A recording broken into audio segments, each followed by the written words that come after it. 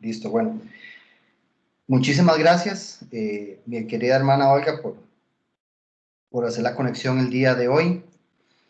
Y a las hermanas, hermana Zuli, ¿verdad? Que nos acompaña en esta noche, porque vamos a conversar un tema sumamente importante y vertebral para nuestra fe cristiana, nuestra fe católica.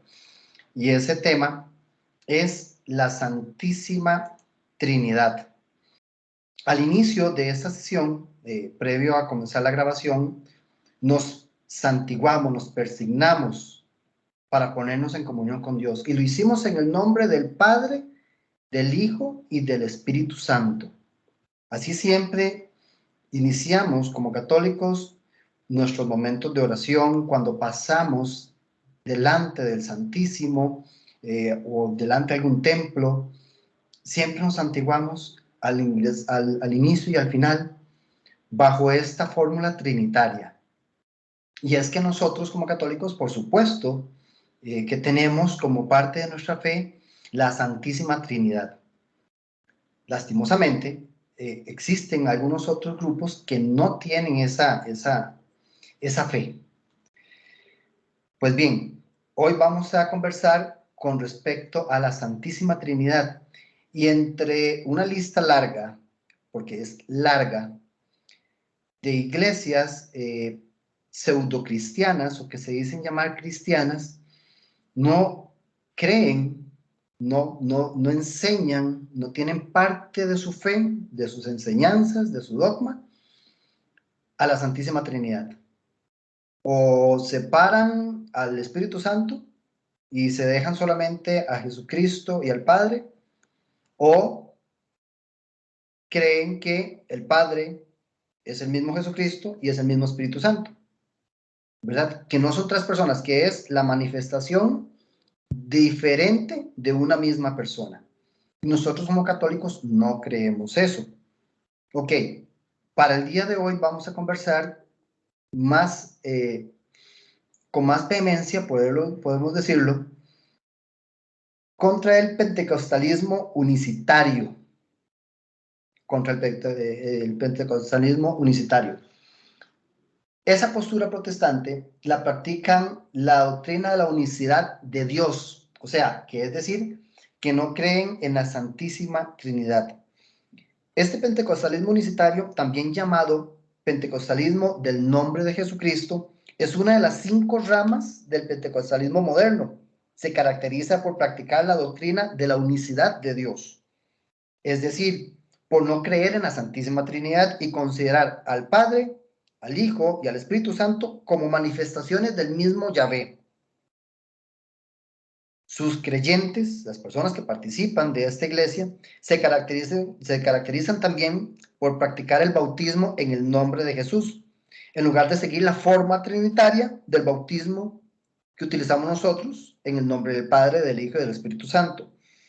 Vamos a conocerlos un poquitito brevemente a estos hermanos. Este movimiento del pentecostalismo unicitario surge en el siglo XX. Empezó en diciembre del año 1900, cuando unos creyentes estudiantes, ojo, y hay que tener mucha atención acá, eran personas estudiantes sinceros de la palabra de Dios.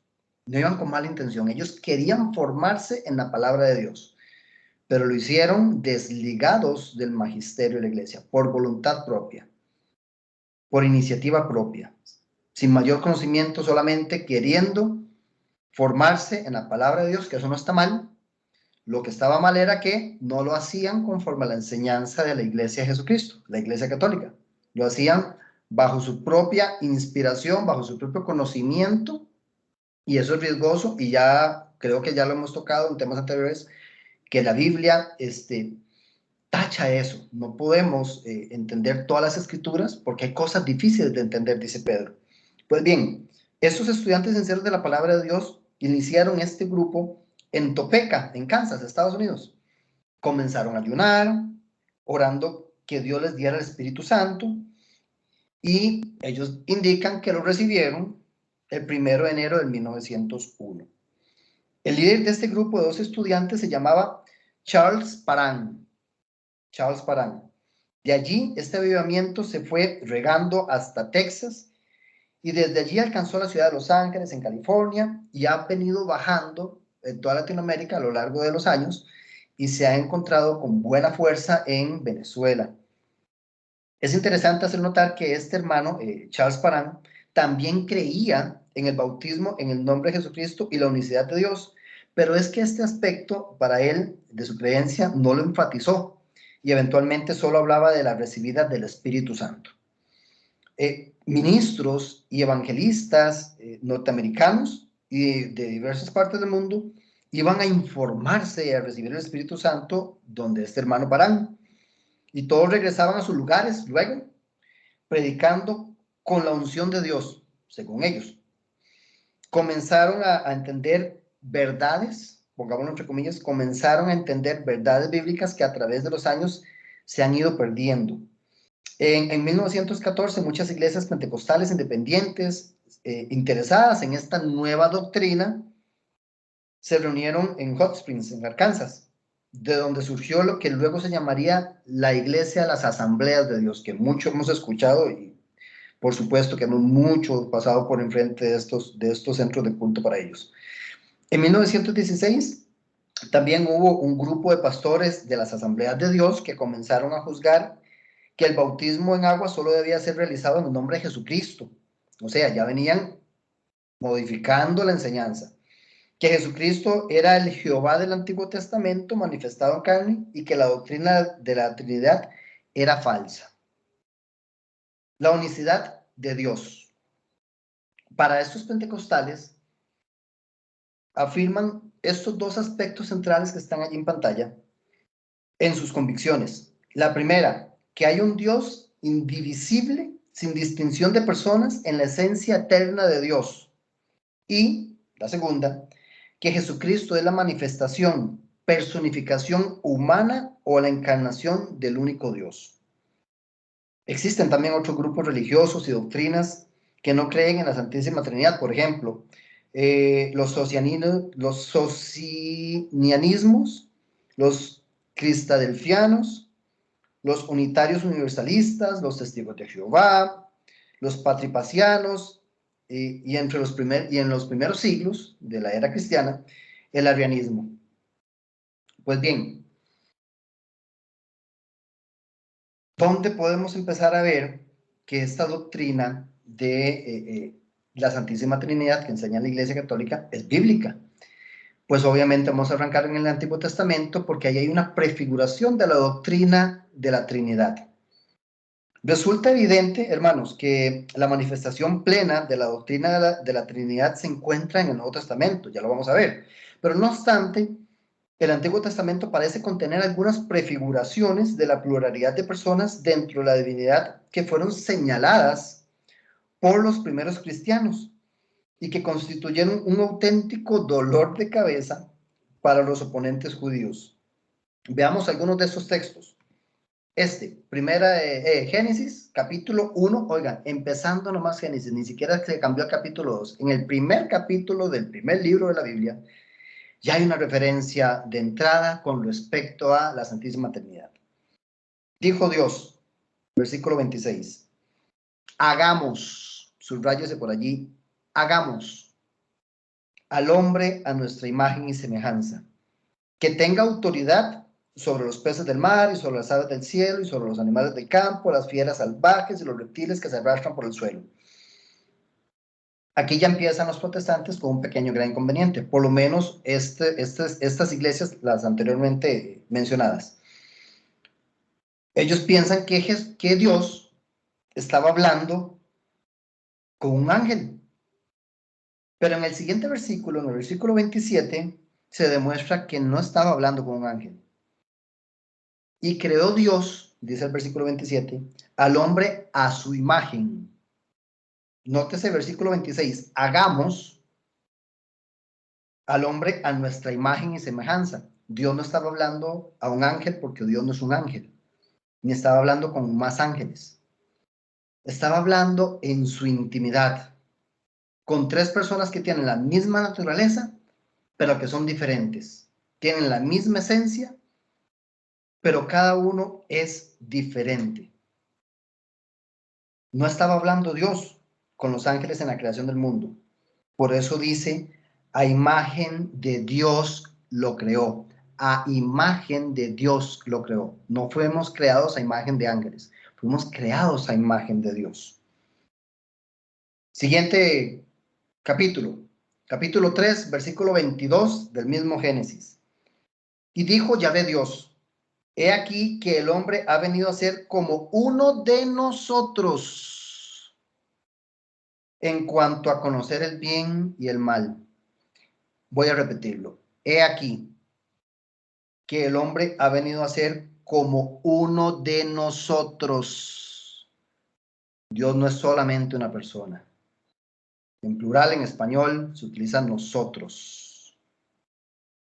Génesis capítulo 11, versículos del 5 al 9. Y Yahvé procedió a bajar para ver la ciudad y la torre que los hijos de los hombres habían edificado. A continuación dijo Yahvé, mira, son un solo pueblo y hay un solo lenguaje para todos ellos. Y esto es lo que comienzan a hacer, pues ahora no hay nada que tengan pensado hacer que no les sea posible lograr. Presten atención a lo siguiente, hermanos. Dice el texto, vamos, bajemos y confundamos, en plural, vamos, bajemos y confundamos allí su lenguaje para que no se escuche el uno el lenguaje del otro. Y por consiguiente, Yahvé los esparció desde allí sobre toda la superficie de la tierra y poco a poco fueron dejando de edificar la ciudad. Ya tenemos en Génesis estudiados estos 3 capítulos. Hagamos, nosotros, vamos, bajemos, confundamos. Y está hablando Dios a sí mismo. Y cuando uno, como una persona, como persona que es uno, cuando se habla a uno mismo, uno no se dice, di vamos, dice voy, porque es singular. Hago, bajo, yo, no dice nosotros. Ahí hay pluralidad. Génesis 18, del 2 al 5 y el versículo 16, narra una historia maravillosa. Se lo voy a intentar leer rápidamente. Al levantar sus ojos, Abraham vio 3, vamos subrayando las palabras en plural, porque aquí va a haber un juego entre singular y plural, porque sí, cuando nosotros decimos que es Dios, la palabra Dios es un singular, pero sabemos que quienes conforman a Dios son 3 personas divinas, trino y uno. Al levantar sus ojos, Abraham, versículo 2 de Génesis 18, vio a 3 hombres que estaban parados a poca distancia. En cuanto los vio, plural, corrió hacia ellos y se postró en tierra, diciendo, Señor mío, en singular, si me haces el favor, te ruego, singular, que no pases al lado de tu servidor sin detenerte. Les haré, plural, traer un poco de agua para que se laven los pies y descansen bajo esos árboles. Les haré, una vez más plural, traer un poco de pan para que recuperen sus fuerzas antes de proseguir su viaje, pues creo que para esto pasan ustedes por mi casa. Ellos, plural, respondieron, haz como has dicho. Versículo 16. Levantáronse de allí aquellos hombres y tomaron hacia Sodoma y Abraham les acompañaba de despedida. Abraham le habla en singular a las 3 personas, Señor mío. Luego les habla en plural. Y así va jugando con el singular y el plural, singular y el plural a lo largo de todo ese capítulo. Les invito a que lo lean completo. Aquí ya hay una referencia bastante fuerte, bastante notoria, de que nuestro Señor, Señor mío, como el Señor de Abraham, son 3 personas. Isaías 6, versículo 8. Y empecé a oír la voz de Yahvé que decía, ¿a quién enviaremos y quién irá por nosotros? Y yo procedí a decir, dice Isaías, aquí estoy yo, envíame a mí. Voy a repetirlo. Isaías 6, versículo 8. Y empecé a oír, dice Isaías, la voz de Yahvé, que decía, ¿a quién enviaremos? Se está haciendo una pregunta en plural, porque cuando usted está solo y se hace una pregunta, se la puede hacer en singular. ¿A quién envío? ¿A quién mando? Pero cuando estás con más personas, con dos o más, en este caso tres, cambias el verbo a plural y dice, ¿a quién enviaremos? ¿Y quién irá por nosotros? Y la respuesta de Isaías, que aquí estoy yo, envíame a mí. Todos estos pasajes fueron interpretados por los primeros cristianos, por los primeros miembros de nuestra Iglesia Católica, como prueba irrefutable de que en el Antiguo Testamento ya hacía referencia a la pluralidad de personas que hay en Dios. Prueba de que fue así es que el Talmud, ¿sí? El Talmud y otros escritos teológicos judíos registran la manera en que los rabinos judíos intentaron desvirtuar el contenido para así negar la posibilidad de que Dios fuera una Trinidad. Así, por ejemplo, leemos en el Génesis Rabá, capítulo 8.9, dice así en ese libro judío.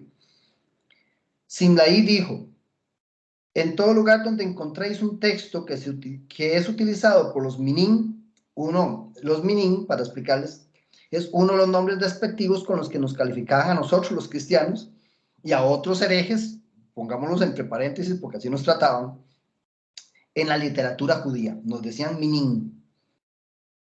Este decreto contra los primeros cristianos, contra los minín, es anterior al año 70 de nuestra era. Implicó la excomunión generalizada de todos los judio-cristianos que aún seguían conectados con el judaísmo. En apoyo de sus opiniones, volvieron y se preguntaron qué pasa con lo que está escrito. Hagamos al hombre a nuestra imagen, según nuestra semejanza. Él contestó, leed lo que sigue y no se dice, y dioses crearon al hombre a su imagen, sino Dios creó al hombre a su imagen. Cuando se hubieran marchado, sus discípulos le dijeron, te lo has quitado de encima con una tontería. ¿Qué respuesta nos darás a nosotros? Él les dijo, en el pasado Adán fue creado del polvo de la tierra y Eva fue creada de Adán. Por eso es a nuestra imagen, según nuestra semejanza, queriendo dar a entender que el hombre no puede llegar a existir sin la mujer, ni la mujer sin el hombre, ni ninguno de ellos sin el Shekinah, sin Dios. Ese texto que les acabo de leer, ese texto judío, es sumamente revelador por varias razones. La primera porque se alude al hecho de que los primeros cristianos, y al tratarse aquí de cristianos judíos, debe ser una época muy temprana. Estamos hablando de antes del año 70 de nuestra era, 40 años de la muerte de nuestro Señor Jesucristo.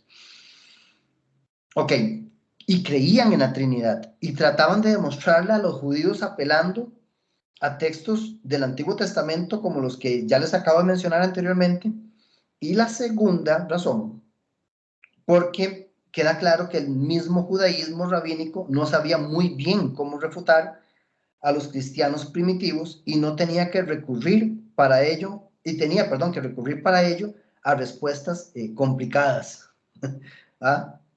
Querían ver cómo podían rebatir a los cristianos porque ellos pues, se creían amos y señores de los textos del Antiguo Testamento, por supuesto, eran judíos, pero su manera de interpretarlo, y lo hemos visto en muchos otros textos, inclusive en confrontaciones con el mismo Jesús, donde salen perdiendo por todo lado. Y la tercera razón, porque pone de manifiesto que la única manera de negar la Trinidad consiste en forjar una caricatura de ella que la equipare al politeísmo, que no lo es, exponiéndola al ridículo. Tal ha sido hasta ahora la táctica del rabinismo talmúdico, del racionalismo y del islamismo, En ninguno de los tres casos parece, sin embargo, que llegue a entenderse lo que implica este dogma, para ellos al menos. Otra muestra de que hasta qué grado debió impresionar el judaísmo rabínico la creencia trinitaria de nuestra Iglesia Católica primitiva, la tenemos en una afirmación contenida en los principios de fe del judaísmo de que Dios es una unidad, una clara contraposición a la Trinidad. Debe notarse, sin embargo, que la palabra que se usa en los principios de fe en hebreo para decir unidad es yahid. Esto implica un cambio sustancial sobre el término hebreo que se utiliza al decir que Dios es uno. Por ejemplo, en el texto de Deuteronomio capítulo 6, versículo 4. Ustedes lo recordarán perfecto, lo sé. Se lo saben de memoria inclusive. Deuteronomio 6, 4 dice: escucha Israel, Yahvé nuestro Dios es uno. Allí el término empleado es ejet. ¿Y a qué se debe este cambio que le hacen ellos? A nuestro juicio, a nuestro parecer, la idea es clara. Ejet o ejat aparece en el Antiguo Testamento en multitud de ocasiones como uno, pero no un uno simple, o sea, un uno como una persona o como una unidad, sino un uno formado por varios. ¿Ah? Ahí está. Ahí es donde tienen esa controversia. Es un uno formado por varios. Y citemos algunos ejemplos entonces. Génesis 2:24. Por eso el hombre dejará a su padre y a su madre y tiene que adherirse a su esposa y tienen que llegar a ser una sola carne. Ahí hay dos que forman uno. Y el hebreo allí es ejat. Otro más, Génesis 11:1. Ahora bien, toda la tierra continuaba siendo de un solo lenguaje y de un solo conjunto de palabras. Uno, formado por varios. Otro versículo más, versículo 6 del mismo Génesis 11. Son un solo pueblo y hay un solo lenguaje para todos ellos. Otro más, Ezequiel, capítulo 37, versículo 17. Y haz que se acerque el uno al otro hasta formar un solo palo para ti. Y realmente llegarán a ser uno en tu mano. Estos 4 capítulos, 3 del Génesis y este de Ezequiel, en todos estos casos precedentes, la palabra hebrea que aparece allí en el texto original es ejat, pero conserva la idea de uno formado por varios. Un matrimonio formado por un hombre y una mujer, una lengua que hablan varios, un solo pueblo formado por todos los hombres, etc. Uno que forman varios. El judaísmo postcristiano no podía negar que había referencias en el Antiguo Testamento susceptibles de servir de argumento a favor de la Trinidad, igual que apoyar la idea de que el Mesías sería un siervo sufriente. Y fue reinterpretando los pasajes para evitar su utilización apologética, que es la que estamos haciendo hoy, para los cristianos primitivos. No obstante, hermanos, como vimos hace unos minutitos atrás, esta reinterpretación distó mucho de ser sólida. Así, por citar un ejemplo, el mismo término Dios en hebreo es Elohim o Elohim, que significa literalmente dioses. Y aunque generalmente lleva el verbo en singular, en repetidas ocasiones este va también en plural. ¿Y en dónde podemos ver eso? Génesis 20:13, Génesis 35:7, entre algunos otros textos. Y no solo eso, también en repetidas ocasiones el adjetivo calificativo que acompaña a Elohim, aunque se traduzca como singular, es plural. Basta ver Deuteronomio capítulo 4, versículo 7 y Josué capítulo 24, versículo 19, entre algunos otros textos, para ver esa diferencia. No es de extrañar por ello que pues algunos brotes seculares de esta conciencia, por de alguna manera, hayan aparecido acá y allá y en todo lado. Y en la literatura judía de los tiempos, de todos los tiempos, como vestigios de la época en que, no habiendo aún aparecido el cristianismo, como no habría por qué oponerse pues ferozmente a la idea de la divinidad del Mesías y del Dios plural. Voy a concluir esta parte con un par de citas, con citas en el Antiguo Testamento, con una cita respecto tomada del Zohar, que es uno de los clásicos de la literatura de la espiritualidad judía. Escuche lo que dice este texto del Zohar. Escucha, oh Israel, Yahvé nuestro Dios, Yahvé es uno. ¿Por qué hay necesidad de mencionar el nombre de Dios en este versículo? El primer Yahvé es el Padre de arriba. El segundo es la descendencia de Jesé, el Mesías que vendría de la familia de Jesé pasando por David. Y el tercero es el camino que está debajo, es decir, el Espíritu Santo que nos muestra el camino. Y estos tres son uno. Difícilmente un autor trinitario lo hubiera podido expresar mejor que como lo dice ese texto del Zohar. Ok, referencias trinitarias en el Nuevo Testamento. Por todo lo que acabamos de ver hasta ahorita, no debería resultarnos a nosotros ni chocante o difícil que el Nuevo Testamento, de una manera repetida, al Padre, al Hijo y al Espíritu Santo, de tal conducta sería pues, algo ilógico no creer que sus autores crean en la Trinidad, porque ¿y cuál sería la razón para juzgar la presentación conjunta de Dios, que es omnipotente, o como un mini Dios, o como una fuerza sin personalidad? Pues no cabría. Vamos a ver citas bíblicas del Nuevo Testamento con respecto a la Trinidad. Segunda de Corintios 13:13. Los primeros cristianos utilizaban fórmulas trinitarias. La bondad inmerecida del Señor Jesucristo y el amor de Dios y la participación del Espíritu Santo esté con todos ustedes. Ahí está mencionando a las tres divinas personas, al Señor Jesucristo, al Padre y a la participación del Espíritu Santo. Primera Corintios 6:11. Y esto era antes algunos de ustedes, pero ahora ya recibieron el baño de la purificación, el bautismo. Fueron santificados y hechos justos en el nombre de nuestro Señor Jesucristo y por el Espíritu de nuestro Dios.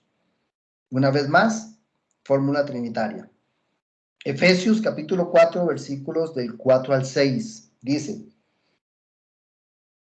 un cuerpo hay y un espíritu, así como ustedes fueron llamados en una sola esperanza a la cual fueron convocados. Un Dios, una fe, un bautismo, un Dios y Padre de todos, que es sobre todos y por todos y está en todos. Aquellos hermanos iniciales de nuestra fe en la Iglesia Católica, aquellos primeros cristianos, no se sentían para nada avergonzados de concluir sus cartas, en especial Pablo, como sucede en la segunda carta a los Corintios, con una triple invocación en la que se unían el Padre, el Hijo y el Espíritu Santo. Tampoco les avergonzaba recordar que toda la labor de salvación en su vida era fruto del Padre, del Hijo y del Espíritu Santo.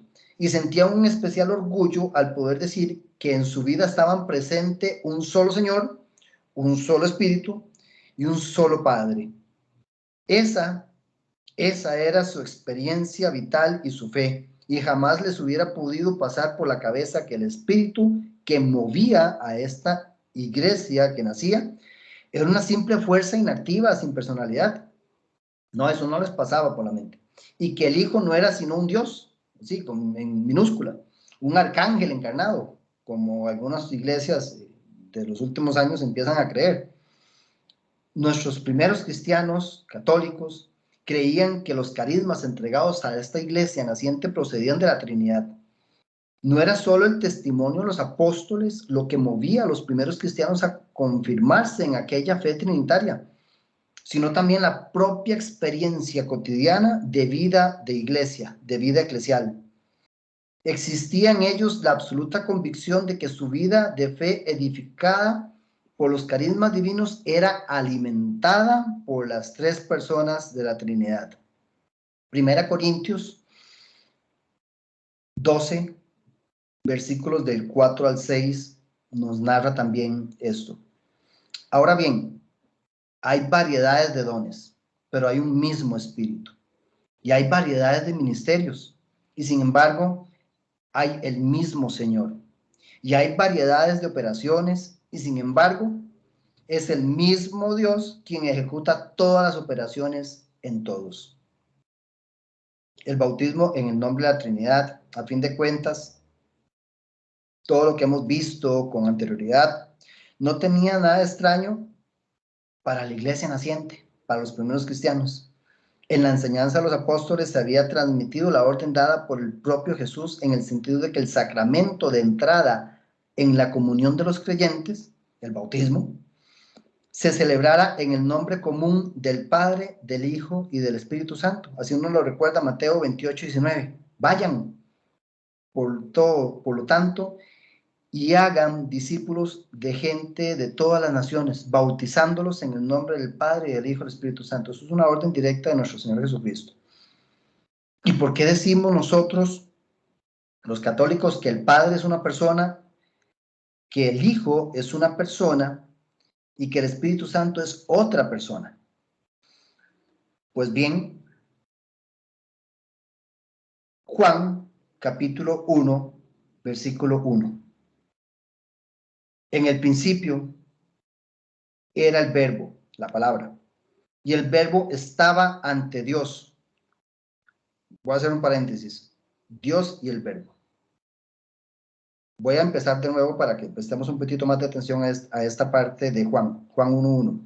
En el principio era el verbo, o sea, la palabra, Jesucristo. Y el verbo estaba ante Dios. Dios y el verbo, dos personas. Y el verbo era Dios. Aquí eran una sola cosa. Y el verbo era Dios. El verbo existía desde el principio. Y este verbo estaba ante Dios. Y este verbo era Dios. Aquí estas dos personas de la Santísima Trinidad eran una sola cosa. Son dos personas, una sola cosa, Dios. En este pasaje queda confirmado que Jesús es Dios, por supuesto.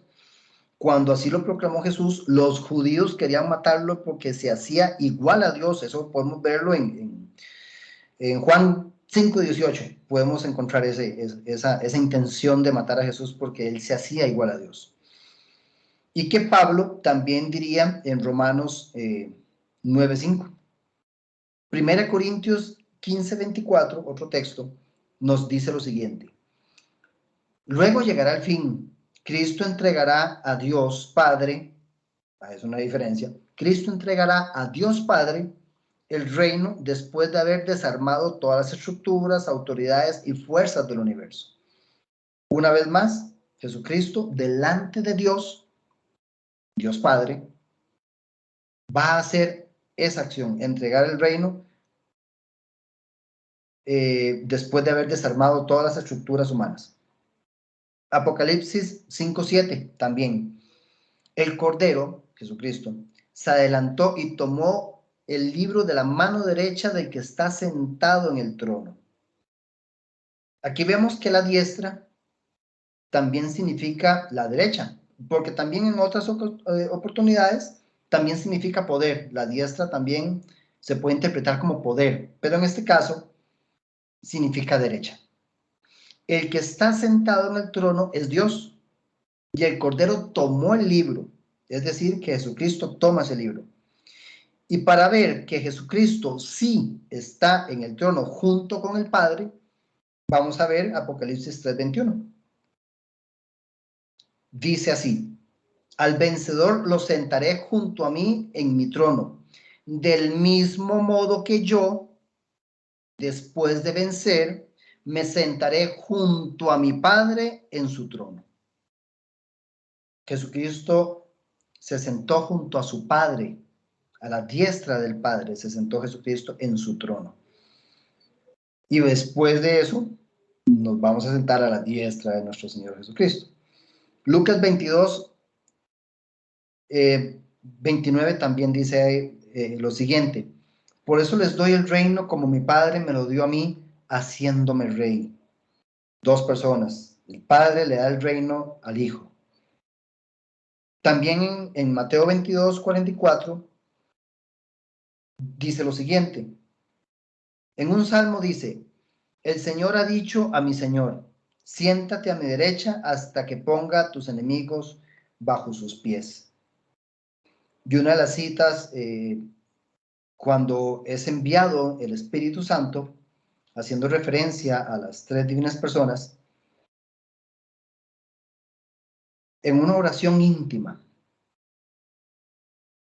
de Jesucristo, y se manifiesta y se lo dice a sus discípulos en Juan 14, yo sé que ahí la cita no está anotada, pero para que la puedan apuntar por allí, en Juan 14, 16, 17, dice lo siguiente, dice nuestro Señor Jesucristo, y yo, Jesucristo, rogaré al Padre y les dará otro paráclito, otro protector, que permanecerá siempre con ustedes, el Espíritu de verdad, a quien el mundo no puede recibir porque no lo ve ni lo conoce, pero ustedes lo conocen porque está con ustedes y permanecerá con ustedes.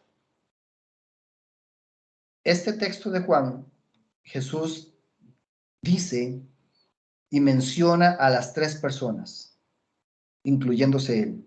Y yo rogaré al Padre. Una persona le ruega a otra persona para que envíe a un tercero y él les dará otro protector. Jesús le pide al Padre, una persona, la segunda persona de la Trinidad le pide a la primera persona de la Trinidad que envíe a la tercera persona de la Trinidad. Jesucristo le pide al Padre que envíe el Espíritu Santo, tres divinas personas, y que descienda sobre nosotros y que permanezca con nosotros. Juan capítulo 17, ese que está en el cuadro, del versículo 20 al 21, hay una oración íntima, interna de Dios. Es una persona orando, dialogando con otra persona divina. Jesucristo Dios hablando con Dios Padre. Y en su oración, en su comunicación, en su diálogo, Jesús dice: no ruego solo por estos, refiriéndose a los apóstoles, sino también por todos aquellos que creerán en mí por su palabra, como lo hacemos al día de hoy nosotros. ¿Y cuál es la petición de Jesucristo? Que todos sean uno, como tú, Padre, estás en mí y yo en ti. Que ellos también sean uno en nosotros. Que sean uno en nosotros, para que el mundo crea que tú me has enviado. Es necesario para que el mundo pueda creer de que Jesucristo vino a salvarnos. Es necesario que puedan creer en la Santísima Trinidad. Que ellos también sean uno en nosotros. Unidad. Y toda la iglesia es una. Es la iglesia de Jesucristo. Y todos los que hemos formado la iglesia de Jesucristo a lo largo de los siglos y los que formarán a futuro la iglesia de Jesucristo, vamos a ser al final uno. Un cuerpo. Una iglesia. Y somos muchos miembros para ser uno en Dios. Que ellos también sean uno en nosotros, para que el mundo pueda creer. Es que tiene que ser visible esa unidad. Por eso la iglesia es visible. No es una iglesia invisible como algunas posturas protestantes así lo dicen. Es una iglesia visible. Necesita ser vista para que el mundo crea. El Padre y el Hijo no son una misma persona. Eso es una postura protestante. Y nosotros también creemos que el Padre y el Hijo no son una misma persona. El Hijo es una persona y el Padre es otra persona. Son dos personas diferentes, misma esencia, mismo poder, mismo Dios. Mateo 28:19. El envío que acabamos de leer con la fórmula trinitaria. En Marcos, por ejemplo, Marcos capítulo 1, versículos del 10 al 11, también nos muestra la manifestación pública, ojo, manifestación pública de la Trinidad. ¿Qué dice? ¿Cuál fue esa manifestación pública de la Trinidad? ¿Qué dice el texto de Marcos 1, versículos 10 y 11?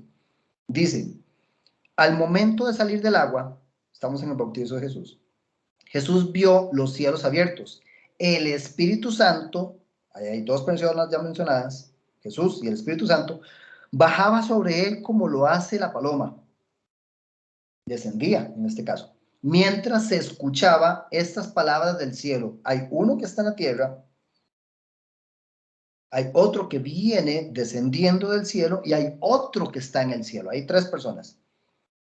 Y esas palabras que se escuchan en el cielo dicen, tú eres mi hijo, el amado, mi elegido. Hay un ejemplo que quisiera poner para contradecir un poquitito la postura protestante, en especial a los hermanos pentecostales unicitarios. Yo no puedo decir que yo soy padre hasta que yo no engendre un hijo, porque para yo poder ser padre, tiene que necesariamente haber una persona distinta que sería el hijo. Yo no puedo decir, yo soy padre de yo, estoy hablándome a mí mismo, porque no hay otra persona más. O tampoco decir, yo soy hijo de yo. Si él, si él es hijo, es porque hay otra persona distinta a él. Yo no soy padre hasta que no nazca un hijo, otra persona. Por ejemplo, nuestros hermanos protestantes citan y interpretan mal, por cierto, Juan capítulo 14, versículos del 9 al 10. Esto dice Juan 14, 9 al 10. Jesús les respondió, hace tanto tiempo que estoy con ustedes y todavía no me conoces, Felipe. El que me ve a mí, ve al Padre. ¿Cómo es que dices, muéstranos al Padre? ¿No crees que yo estoy, voy a subrayar esa palabra estoy, no crees que yo estoy en el Padre y el Padre está, subrayemos esa otra, está en mí? Cuando les enseño, esto no viene de mí, sino que del Padre, que permanece en mí hasta sus propias, y hace sus propias obras. Esta cita de Juan 14 no la entienden más nuestros queridos hermanos no católicos. Se está utilizando el verbo ser o estar, que significa yo soy o yo estoy. Y en este caso del texto en específico, diría yo soy o yo estoy en el Padre. Ahora, si le preguntamos a estos hermanos, ¿Dios está en ti? Por supuesto que van a responder que sí. Ellos dirían, sí, claro. Entonces usted es Dios. El Padre está, es distinto a decir que el Padre es. Por eso les quería subrayar el texto que decía, estoy en el Padre y el Padre está en mí. Es la palabra el verbo estar. El Padre está, es distinto a decir que el Padre es. El Padre está en el pastor, pero el pastor no está en el Padre. Y eso es lo que dice. ¿No creen que el Padre está en mí? No está diciendo, yo soy el Padre. Eso no dijo Jesús. Jesús dice, ¿no creen que el Padre está en mí? Y sabe cuando dice, el que me ha visto a mí, ha visto al Padre. Es que lo interpretan mal nuestros hermanos. ¿Cómo poner un ejemplo? Bueno, dice la gente, a manera de ejemplo, el que me ha visto a mí, ha visto a mi papá. Es como si alguien me diga a mí, usted es hijo de fulanito o hija de fulanita. Y yo le responda con un sí. Y ese alguien luego me diga, Ay, mi hijo, es que verlo a usted es ver a su papá. Son igualititicos. Son dos personas diferentes. Ver a Jesús es ver al Padre. Eso no lo entendió Felipe. Por eso pedía, enséñanos. No, Felipe, hace tanto tiempo que están con nosotros y todavía no me conoces. No crees, es fe. No crees que el Padre está en mí y que yo estoy en el Padre. Jesús no es el Padre. Juan capítulo 5, versículo 37, dice, y el Padre que me ha enviado también da testimonio de mí. Ustedes nunca han oído su voz ni visto su rostro. Entonces Felipe vio al Hijo y el Hijo es igual al Padre, pero el rostro del Padre nadie lo ha visto. Juan 8, 16 al 19 también nos explica un poquitito esto. Dice, y si yo tuviera que juzgar, mi juicio sería válido. Aquí había una discusión y Jesús deja claro que Él es persona divina y que el Padre también es persona y que también es persona divina. Dice, y si yo tuviera que juzgar, mi juicio sería válido, porque yo no estoy solo. Ojo, yo no estoy solo. El Padre que me envió está conmigo. En la ley de ustedes, diciéndole Jesús a los judíos, en la ley de ustedes está escrito que con dos personas, ojo, con dos personas el testimonio es válido. Yo doy testimonio a mí mismo, como persona, dice Jesús. Y también el Padre que me ha enviado da testimonio de mí. Dos personas. Le preguntaron, ¿dónde está tu Padre? Jesús les contestó, ustedes no me conocen a mí ni a mi Padre. Si me conocieran a mí, ojo, reclamo de Jesús a los judíos, si me conocieran a mí, conocerían también a mi Padre.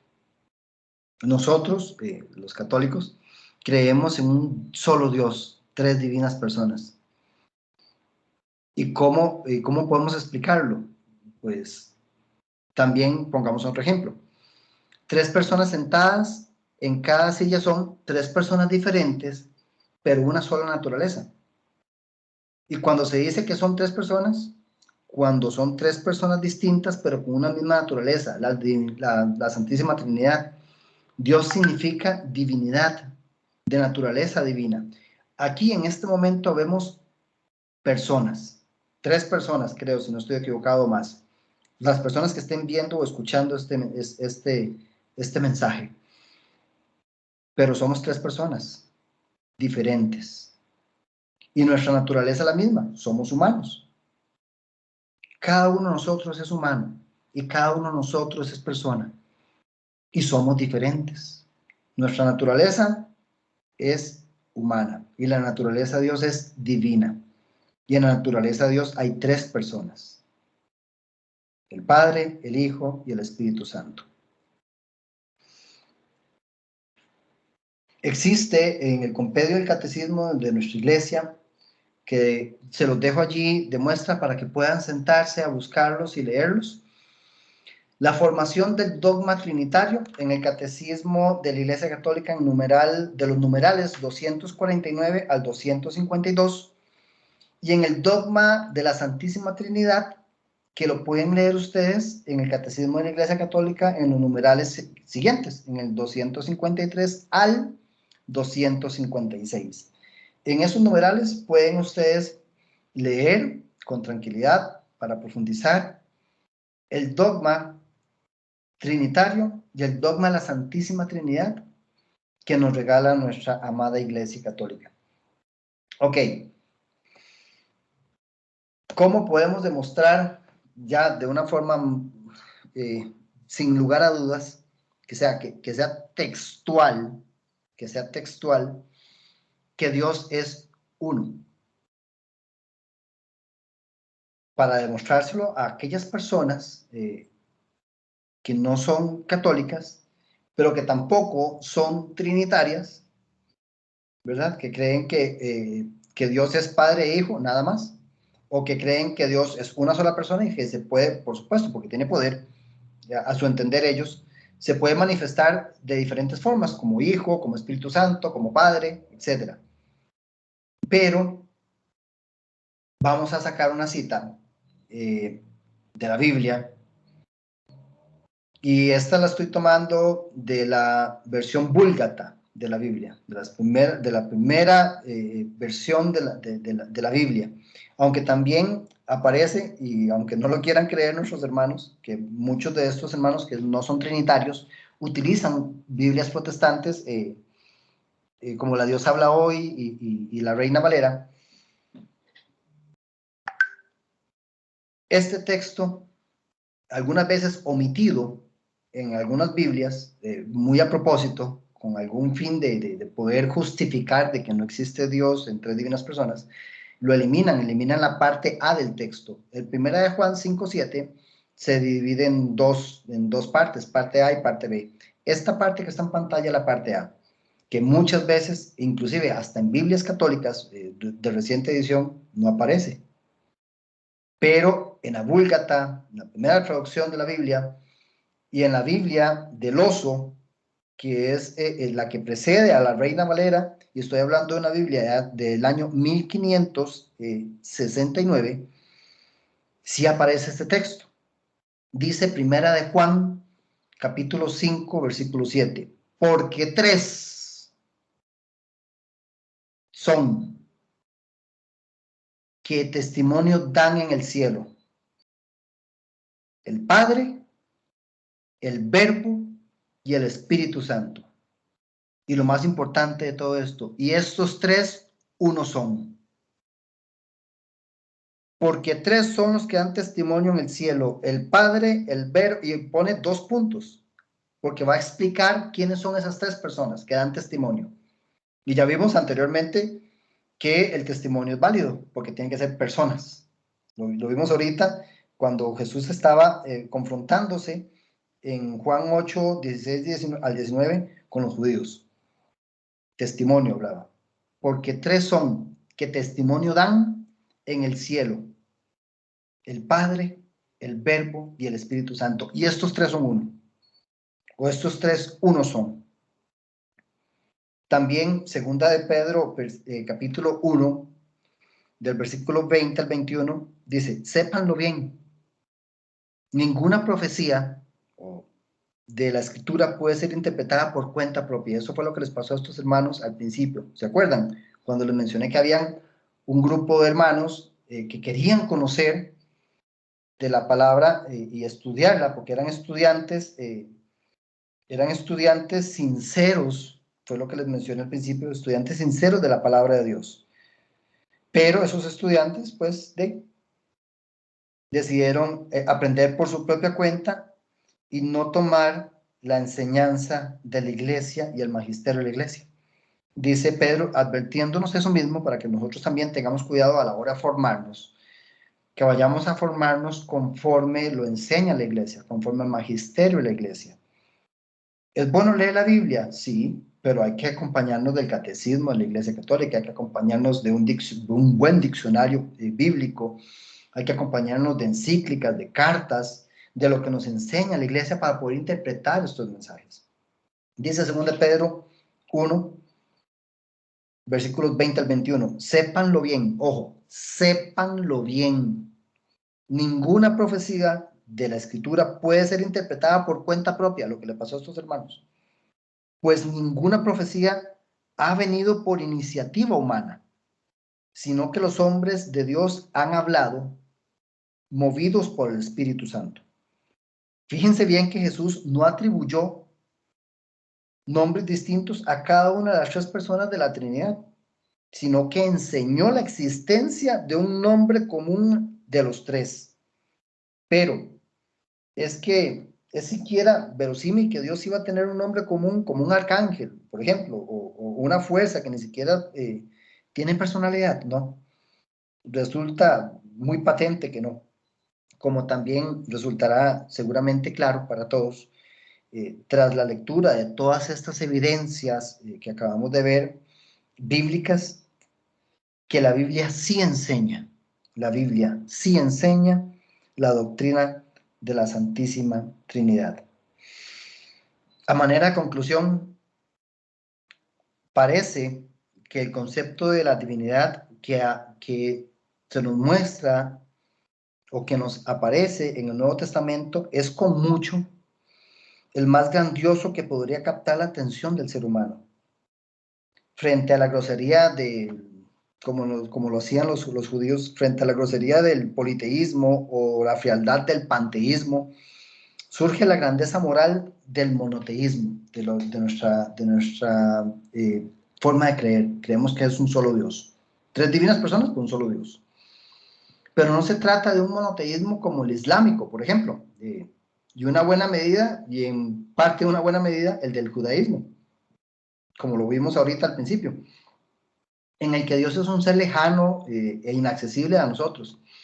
El Nuevo Testamento, hermanos, nos enseña que ese Dios que se hizo carne y que habitó entre nosotros, que creció como un ser humano, que conoce hasta la fibra más íntima de nuestro ser y que por ello hace posible que nos acerquemos a Él con toda la confianza, como nos lo recita Hebreos 2, 17 y 18 y Hebreos 4, del 15 al 16, este mismo Dios, lleno de amor y de compasión, no retrocedió ante nada en favor nuestro, hasta el punto de verse injustamente juzgado, encarnecido, escupido, torturado, condenado y finalmente muerto en uno de los suplicios más terribles que ha ideado el ser humano, como lo de la cruz.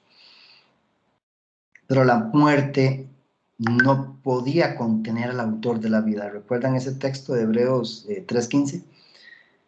La muerte no podía contener al autor de la vida. Y vuelto de entre los muertos, provocó entre sus discípulos una convicción más firme aún de que era su Señor y su Dios. Esa convicción la podemos ver en Juan 20:28. Aquella muerte no era el final, sino casi el principio. El Espíritu Santo enviado por el Padre ha guiado desde entonces a nuestra amada Iglesia Católica, redimida por la sangre del Hijo. La ha impulsado, le ha dado dones y carismas, ha intercedido por ella. La misma vida de la Iglesia, la misma vida eclesial sería inconcebible sin su presencia continua, sin la presencia del Espíritu Santo continuamente en la Iglesia. Frente a todas estas realidades gloriosas, las sectas y grupos no católicos ofrecen un panorama que en realidad arranca de concepciones paganas. Jesús solo fue un hombre, por ejemplo, o como mucho un arcángel, como dicen los testigos de Jehová, o un Dios en minúscula.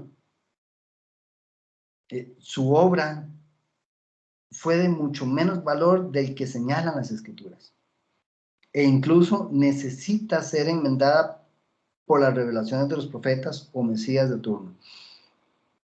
El Espíritu Santo, hermanos, para ellos es una mera fuerza, como la electricidad, un impulso desprovisto de razón o personalidad que en la mayoría de las teologías de las sectas ya no actúa en medio del pueblo de Dios, en la mayoría de las enseñanzas y teologías de estas sectas. Puede que a alguien que vea este mensaje después le resulte consoladora una visión más, le resulte tal vez consoladora una visión tan patética, por decirlo de alguna manera, tan disminuida, tan tergiversada del Dios de la Biblia, pero a nosotros como católicos nos convence más el Dios de amor encarnado que el arcángel enviado en sustitución de Dios a salvarnos, como lo creen muchos de ellos. Nos conmueve más a nosotros como católicos el Dios Espíritu Santo que intercede por él con gemidos indecibles, como lo dice Romanos 8. Que esa fuerza activa, impersonal, que a semejanza de la electricidad ni siente ni padece y se mueve ciega y sin saber a dónde lo llevan.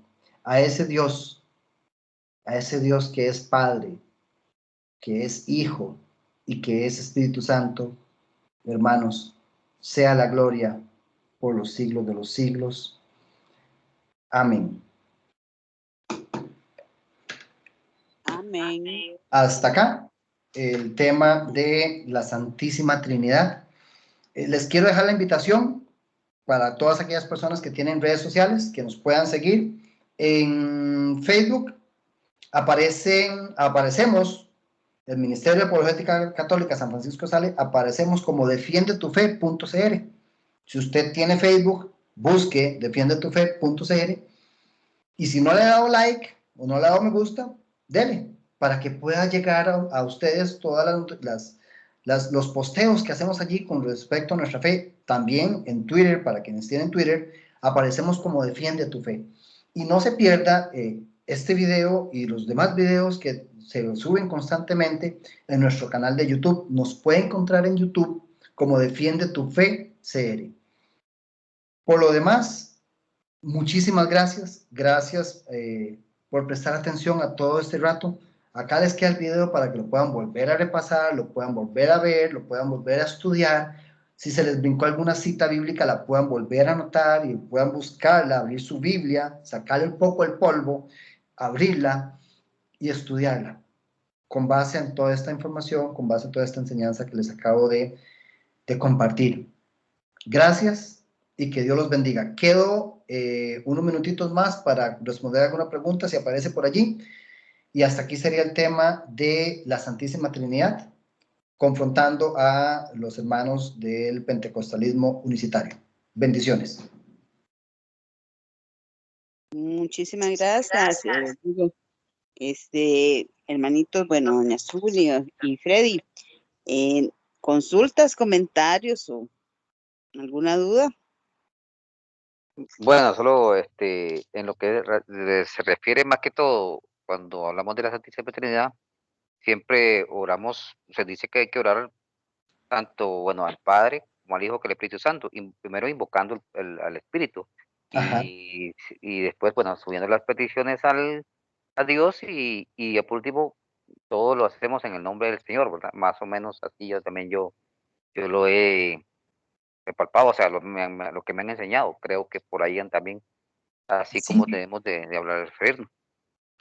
sí, cuando nos dirigimos a nuestro Dios, a estas tres divinas personas en nuestra oración, pues prácticamente que siempre en el orden del Padre, del Hijo y del Espíritu Santo, no solamente al persignarnos, al iniciar y al terminar la oración, sino en la manera también en que nos dirigimos a ellos en nuestra oración, ¿verdad?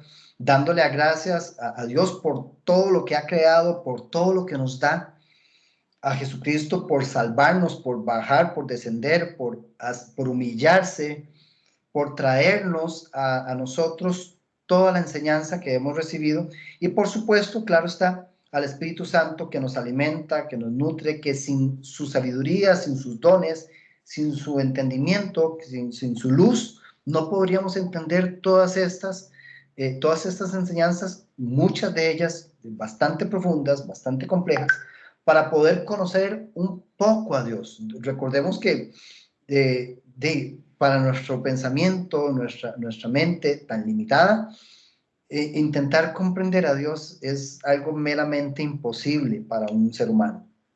Dice la palabra de Dios, y voy a buscarme en la Biblia, que de momento todo lo conocemos, y si no estoy equivocado, haciéndolo memoria, 1 Corintios 13, voy a buscarlo para ver si lo puedo leer acá textualmente, dame un segundito para ver, pues no todas me las sé de memoria, pero creo que es Corintios 13 del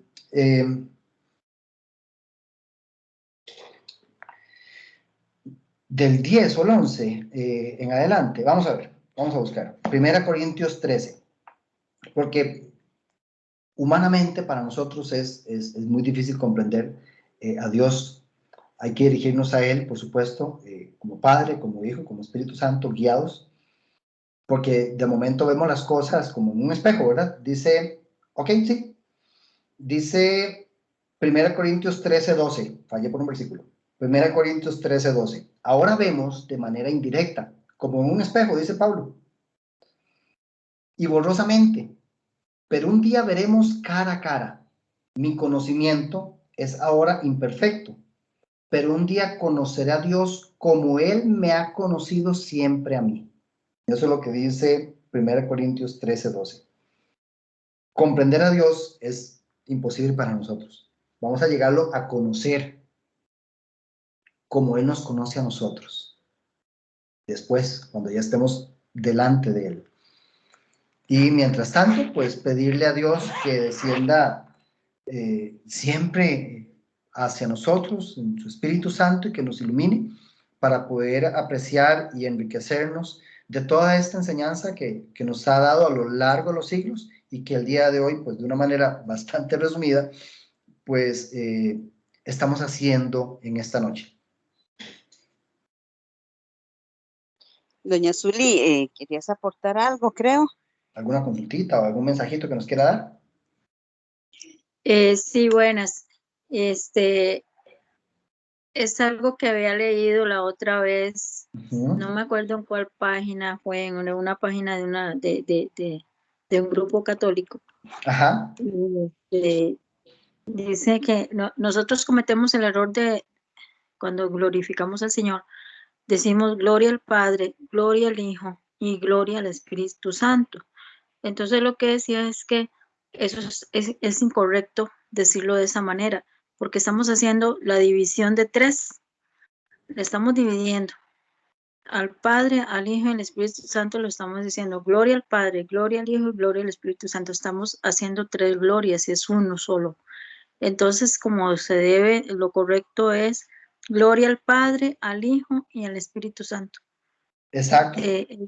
Eso me llamó la atención porque somos muy dados a cometer ese error, ¿verdad? Y entonces yo dije, mira, tiene como razón, ¿verdad? Como mucha lógica, estamos haciendo división de tres personas, no, es uno solo. Entonces, como se debe decir, es gloria al Padre, al Hijo y al Espíritu Santo. No Okay. se debe hacer tres glorias, sino si una sola. Exacto. ¿Quiere que le confirmemos eso con la Biblia, mi querida hermana? Como guste, sí, claro. Apocalipsis 1, versículo 8. Apocalipsis 1:8. Ajá. Yo soy el Alfa y el Omega, dice el Señor, el Dios Todopoderoso, el que era, el que es, el que era y el que ha de venir. Gloria al Padre, al Hijo y al Espíritu Santo, al Dios que es, que era y que vendrá en otra Biblia, ¿verdad? En otro texto bíblico, en el mismo texto bíblico, pero una versión diferente de la Biblia dice, gloria al Padre, al Hijo y al Espíritu Santo, como usted lo acaba de mencionar. Así textualmente está en una versión de la Biblia. Al Dios que es, que era y que vendrá. Si no me estoy equivocando, Romanos 5, pero déjeme buscarlo. Vamos a buscarlo rápidamente. Romanos 5, 1 era, vamos a ver.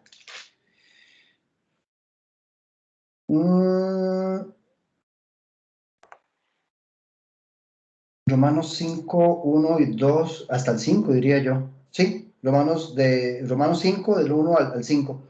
Puesto que Dios nos ha hecho justos gracias a la fe, tenemos paz, dice Pablo, con Dios por medio de nuestro Señor Jesucristo. Pues por Cristo hemos podido acercarnos a Dios por medio de la fe para gozar de su favor y estamos firmes y nos gloriamos con la esperanza de tener parte en la gloria de Dios. Y no solo esto, sino también que nos gloriamos en los sufrimientos porque sabemos que el sufrimiento nos da firmeza para soportar y esta firmeza nos permite salir aprobados y al salir aprobados nos llena de esperanza. Y esta esperanza no nos defrauda porque Dios ha llenado con su amor nuestro corazón por medio del Espíritu Santo. Y está hablando de ya las tres personas, una vez más, que nos ha dado.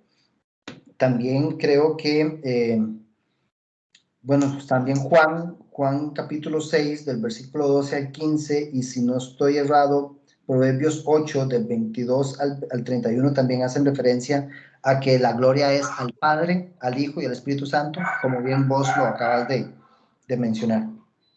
Uh-huh. Exacto. Gracias por tu aporte, hermana. A usted más bien por todo lo que nos enseñó en esta noche. De verdad que es muy claro y terminamos una vez más convencidos de nuestra creencia, ¿verdad? En lo que Totalmente. creemos. Ujú. Totalmente. Muchas gracias. No, mi hermana, para servirles con todo el amor del mundo. Es básicamente el Espíritu Santo el que les da a ustedes el entendimiento de estas palabras que yo mencioné. Porque Él es, él es el que puede iluminarnos, el que puede darnos sabiduría, el que puede darnos entendimiento de todas estas enseñanzas para fortalecernos en la fe. Y lo que hemos conversado acá, lo notaron por mucho, es Biblia, y lo notaron por otra Ujú, parte, es catecismo de la Iglesia Católica, ujú, y por todo es la enseñanza que nuestro Señor Jesucristo nos dio. No hay más que hacer que continuar con esa fe, llevarla a la siguiente generación para que puedan conocer la verdad y no pase como les pasó a estos hermanos allá en diciembre de 1900, que de buena fe, entre paréntesis, de buena fe, entre comillas, pues se sentaron a estudiar la Biblia, solo que sin la guía de la iglesia, solo que ujú.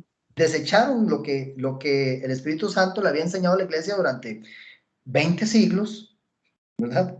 Porque estaban estrenando el siglo XX, 20 siglos, lo echaron a la borda y dicen, no, aquí que sea el Espíritu Santo el que nos inspire. Y mire, fue un espíritu, pero no el santo, el que les inspiró a decir que Dios era una sola persona y no tres, cuando la Biblia es más que clara, ya lo vimos, de que habla de tres personas.